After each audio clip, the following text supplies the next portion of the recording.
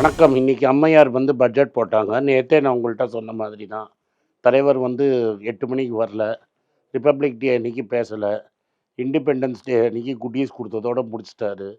அதிலேயே நெறைய inverted duty structure இருக்குன்னு நான் உங்கள்ட்ட பேசினது தான் திரும்பி இன்னைக்கு. ஒரு நிதி அமைச்சருங்கிறவங்க பேசாம, ஒரு அண்டர் செக்ரட்டரியோ, ஒரு ஜாயிண்ட் செக்ரட்டரி லெவல்ல பேசுறவங்க பேசியிருக்காங்க. இதில பெருசா டீட்டெயில்ஸ் ஒண்ணுமே இல்ல இந்த பட்ஜெட்ல. 1½ மணி நேரத்தில் விவசாயியை பற்றி பேசுவாங்க அப்படின்னு நான் ரொம்ப நேரம் காத்துக்கிட்டு இருந்தேன். விவசாயிகளை பற்றியே பேசாத முதல் பட்ஜெட்டாக இதை தான் நான் பார்க்குறேன். அதே மாதிரி கன்ஸ்ட்ரக்ஷன் சைட்டு தான் செகண்ட் லார்ஜஸ்ட் எம்ப்ளாயரு. அந்த சைட்டை பற்றி அதை பற்றியும் ஒன்றும் பேசுகிற மாதிரி தெரியல. இந்த ஸ்பீச்சுக்கு முன்னாடி 30 பாயிண்ட் 40 பாயிண்ட் ப்ளஸில் இருந்த சென்செக்ஸ், நிஃப்டியும் சென்செக்ஸும் 2800 பாயிண்ட் வரைக்கும் இறங்கிடுச்சு. அதுக்கப்புறம் எல்ஐசி இது மாதிரி கம்பெனிகளை விட்டு இப்போ 1500 1600 பாயிண்ட் வரைக்கும் ஏற்றி வச்சிருக்கிறாங்க. ஓவராலாக மார்க்கெட் வேஸ்ட்டுன்னு சொல்கிற மாதிரி சொல்லிடுச்சு. ஏன்னா பாயிண்ட் என்னென்னா, இந்த பட்ஜெட்டில் எதை பற்றியுமே பேசலை அவங்க. பர்சனலாக இண்டிவிஜுவல்ஸ் ட்ரேட் பண்ணுறவங்களுக்கு இந்த எஸ்டிடி டேக்ஸை நாங்கள் ஏற்றுறோன்னு சொன்னாங்க. கேபிட்டல் இந்த ஷேர் பைபேக்கில் ப்ரமோட்டர்ஸ்க்கு டேக்ஸை ஏற்றுறேன்னு சொல்லியிருக்கிறாங்க. இது ரெண்டும் டேக்ஸ் ஏற்றினத்தால் தான் மார்க்கெட் கீழே விழுந்திருக்குது. எங்கே பணத்தை டிப்ளாய் பண்ண போகிறாங்கன்னு கிளியராக சொல்லலை. 16th ஃபைனான்ஸ் கம்பெனியில் எப்படி சொல்லியிருக்கிறாங்கன்னா, வர்டிக்கல் டிஸ்பர்ஸ்மெண்ட்டை நாங்கள் எடுத்துக்கிறோம்னு சொல்லியிருக்கிறாங்க. பட் தமிழ்நாடு மாதிரி மாநிலத்தில் மெயினாக ஓணுங்கிறது ஹாரிசான்டல் டிஸ்ட்ரிபியூஷனு. இந்த ஹாரிசான்டல் டிஸ்ட்ரிபியூஷனை பற்றி அவங்க பேசவே இல்லை.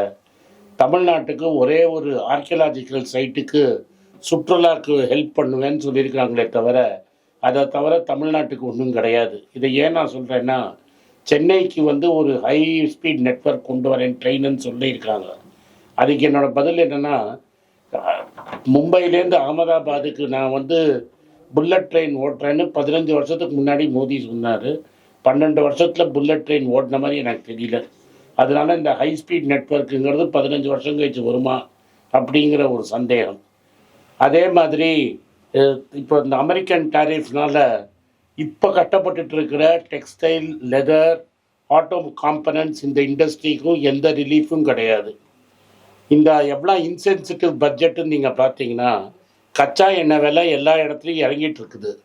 இந்த கச்சா எண்ணெய் விலை இறங்குற சமயத்தில் இன்றைக்கி எல்பிஜி சிலிண்டரில் 50 ரூபா ஏற்றிருக்காங்க கமர்ஷியல் சிலிண்டரை. ஏதோ ஜிடிபி க்ரோத்துன்னு பேசுகிறாங்க. இந்த ஜிடிபி நம்பர் பொய்யின்னு ஐஎம்எஃப்ஏ சொல்லிட்டாங்க. C- அப்படிங்கிற மார்க்கை கொடுக்குறோன்ட்டாங்க. இவங்களுக்கு அட்வைஸராக இருந்த அரவிந்த் சுப்பிரமணியமே ஆக்சுவல் ஜிடிபி க்ரோத் 3%ங்கிறத சொல்லிட்டாங்க. ஏன் இப்படி சொல்கிறாங்கன்னா, நாமினல் க்ரோத்துன்னு ஒன்று இருக்குது, அதுக்கப்புறம் ரியல் க்ரோத்துன்னு ஒன்று இருக்குது. நாமினல் க்ரோத் மைனஸ் இன்ஃப்ளேஷன் தான் ரியல் க்ரோத்து. நாமினல் க்ரோத்தில் இன்ஃப்ளேஷன் 0.5% தான் இருக்குது.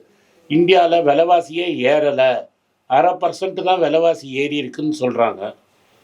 ஒரே வருஷத்தில் ஆஸ்திரேலியன் டாலருக்கு அகேன்ஸ்டாக 30%, சிங்கப்பூர் வெள்ளிக்கு அகேன்ஸ்டாக 30%, டாலருக்கு அகேன்ஸ்டாக 10%, பிரிட்டிஷ் பவுண்டுக்கு அகேன்ஸ்டு 15% இந்த விலை விழுந்திருக்கு. இதனால் என்ன ஆகுங்கிறத சொல்லிடுறேன். பருப்பு வகைற விலை ஏறப்போகுது, ஏறி இருக்கு. பாமாயில் விலை ஏறி இருக்கு, முட்டை விலை ஏறி இருக்கு.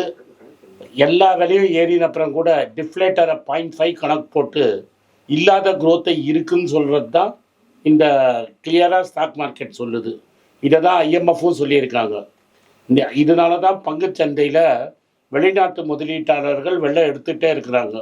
1,60,000 கோடி போன வருஷம் போயிருக்கு. ஜான்வரியில் ஒரு 20,000 கோடி போயிருக்கு. பிப்ரவரியில் இன்றைக்கி தொடக்க நாள். இன்றைக்கி அடி போட்டு 3000 பாயிண்ட்டு கீழே நிஃப்டி சென்செக்ஸு. இன்றைக்கும் பணத்தை வெள்ளம் எடுத்து போயிட்டே இருக்கிறாங்க. இந்த பணத்தை வெள்ளம் எடுத்துகிட்டு போகிறதுக்கு ஆர்பிஐ உதவி செஞ்சிட்ருக்கிறாங்க டாலரை விற்று. ஆக மொத்தம் பணத்தை முதலீட்டாளர்கள் வெள்ளம் எடுத்துகிட்டு போயிட்டுருக்காங்க. வேலை தேடுற இளைஞருக்கு ஒன்றுமே கிடையாது, விவசாயிக்கு ஒன்றும் கிடையாது, கன்ஸ்ட்ரக்ஷனுக்கு ஒன்றும் கிடையாது, டெக்ஸ்டைல், லெதர் இது மாதிரி இண்டஸ்ட்ரிக்கும் ஒன்றும் கிடையாது.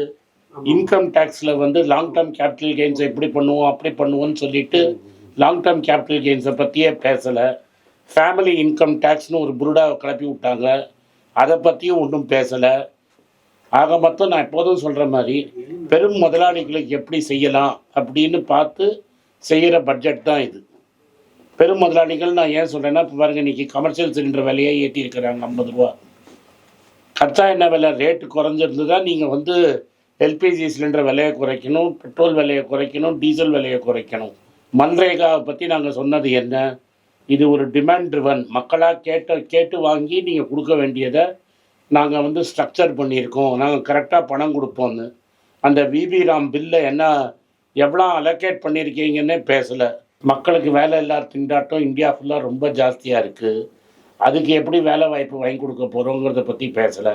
கேட்டால் வெட்டனரி காலேஜ் திறக்கிறேன், இதில் வந்து ட்ரைனிங் கொடுக்குறேன், நர்ஸாகிறதுக்கு எப்படின்னு ட்ரைனிங் கொடுக்குறேன், ரேடியாலஜி மிஷினை ஆப்ரேட் பண்ணுறதுக்கு எப்படி ட்ரைனிங் போகிறேன்னு கொடுக்குறேன்னு. அதெல்லாம் தொலைநோக்கு பார்வை. இந்த வருஷத்தில் இந்த பட்ஜெட்டில் என்ன பண்ண போகிறீங்க? அதுதான் கேள்வி.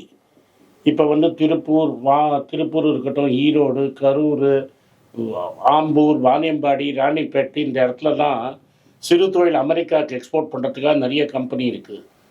தோல் சம்மந்தப்பட்ட ப்ராடக்ட்டு, டெக்ஸ்டைல்ஸு, இவங்கெல்லாம் வந்து அமெரிக்காவுக்கு எக்ஸ்போர்ட் பண்ண முடியாமல் போன ஒரு 5-6 மாதமாக நொந்து கிடக்கிறாங்க. அவங்களுக்கு ஏதாவது ஒரு ஸ்கீமு. இதனால் வந்து மக்கள் கார்ப்பரேட்ஸ் முதலீட்டு செய்ய போகிறதில்ல, வெளிநாட்டு முதலீட்டு இந்தியாவுக்கு வரப்போகிறதில்ல. இந்த பட்ஜெட்னால் 2 தனி மனிதரோட வெறுப்புனால, தட் இஸ் ட்ரம்ப்புக்கும் மோடிக்கும் இருக்கிற ஈகோ ஃபைட்னால் பல லட்சம் பேர், பல லட்சம் முதலாளிகளுக்கு கஷ்டம், பல லட்சம் தொழிலாளிகளுக்கு வேலை இல்லை. அவங்களுக்கு ஏதாவது இவங்க இந்த ரிலீஃப் கொடுப்பாங்க இந்த பட்ஜெட்டில் ஷார்ட் டேர்மில் அப்படின்னு பார்த்தா ஒன்றும் ரிலீஃப் கிடையாது. இன்னும் ஒன்று சொல்கிறேன், டிஸ்இன்வெஸ்ட்மெண்ட் பண்ணுறேன். நாங்கள் இந்த வருஷத்தில் இன்றைக்கி வரைக்கும் இந்த டிஸ்இன்வெஸ்ட்மெண்ட்டில் பார்த்தீங்கன்னா பாரத் கோக் அப்படிங்கிற ஒரு கம்பெனியை மட்டும் பப்ளிக்கு விற்றுருக்காங்க. ஐஓபி, பேங்க் ஆஃப் மகாராஷ்டிரா, மென்சாங் டக்கெல்லாம் எப்படி மேகசான் டாக்ஸ்லாம் எப்படி பண்ணியிருக்காங்கன்னா, அப்படியே எல்ஐசிக்கு ஹையஸ்ட் ப்ரைஸில் எல்ஐசி தலையில் கட்டியிருக்காங்க. ஆல்ரெடி எல்ஐசியில் தலையை கட்டின, பார்லிமெண்ட்டில் ஒத்துக்கிட்ட 32,000 கோடி இன்வெஸ்ட்மெண்ட் அதானியில் பண்ணது இன்றைக்கி 10% அடி மார்க்கெட்டில். ஆக மொத்தம் முன்னாடி இருந்து எல்ஐசியை வந்து ஒரு பிகி பேங்க் மாதிரி யூஸ் பண்ணி ஒரு பேக்கெட்லேருந்து இன்னொரு பேக்கெட்டில் பணத்தை மாற்றிக்கிட்டு டிஸ்இன்வெஸ்ட்மெண்ட்டுங்கிறாங்க. வருங்காலத்தில் எல்ஐசி மேலே இருந்த நம்பிக்கை மக்களுக்கு போயிடுங்கிறது தான் என்னோடய கருத்து. நம்ம இன்னும் டீப்பாக என்ன இருக்குதுன்னு அன்னெக்ஸ்டை படிச்சுட்டு இன்னும் அடுத்த 2 நாளில் பேசுவோம். நன்றி, வணக்கம். குழந்தைங்களுக்காக ஒரு புஸ்தகம் லான்ச் பண்ணோம். அது ரொம்ப சக்ஸஸ்ஃபுல்லாக இருக்குது. யாருக்கெல்லாம் அந்த புஸ்தகம் போகணுமோ எங்கள் டீமுக்கு கான்டாக்ட் பண்ணுங்கள். கீழே இருக்கிற நம்பர்லேயும் வெப்சைட்லேயும் கான்டாக்ட் பண்ணிங்கன்னா உங்களுக்கு அந்த புஸ்தகத்தை நீங்கள் வாங்கிக்கலாம். மற்ற எங்கள் புஸ்தகமும் அவைலபிள். எங்கள் வெப்சைட் மூலமாகவும் வாங்கலாம். கீழே இருக்கிற வாட்ஸ்அப் நம்பர்லேயும் மெசேஜ் அனுப்பலாம். நன்றி, வணக்கம்.